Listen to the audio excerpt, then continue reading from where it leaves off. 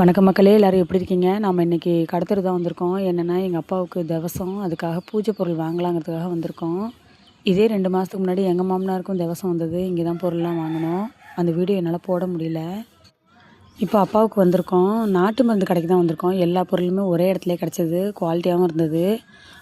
லிஸ்ட்டில் இருக்கிற எல்லா பொருளுமே மளிகை சாமான்லேருந்து எல்லாமே இருந்துச்சு. வாங்கிக்கிட்டோம். வாங்கி பில் போடும்போதே எனக்கு பசி எடுத்துச்சு. அப்புறம் எங்கள் வீட்டுக்காரங்கள பசிக்குதுன்னு சொன்னேன். அப்புறம் இங்கே ஒரு ஃபேமஸான இடியாப்ப கடை இருக்குது. அங்கே போய் சாப்பிட்லான்னு சொல்லியிருந்தாங்க. அப்புறம் லிஸ்ட்டெல்லாம் போட்டு பொருளை ஓரமாக எடுத்து வச்சுட்டு நாங்கள் சாப்பிட வந்துட்டோம். நிறையா வெஜிடபிள். எங்கள் வீட்டுக்காரங்க டிஃபன் சாப்பிட்டாங்க. நான் எப்போவுமே இடியாப்பம் தான் சாப்பிடுவேன். செம்ம டேஸ்ட்டாக இருந்தது.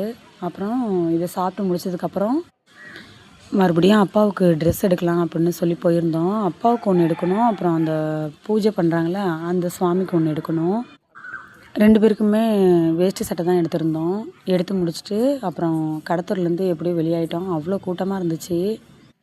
ஆடி மாதத்துல விசேஷம் இல்லைன்னு தான் சொல்கிறாங்க. ஆனால் எல்லாமே விலை அதிகமாக தான் இருந்துச்சு. கல்யாணம், காது குத்து, ஃபங்க்ஷன் தான் இல்லை. ஆனால் கோயிலுங்களுக்கெல்லாம் நிறையா தேவை இருக்குது. அதனால் எல்லாமே விலை அதிகமாகவும் இருந்துச்சு.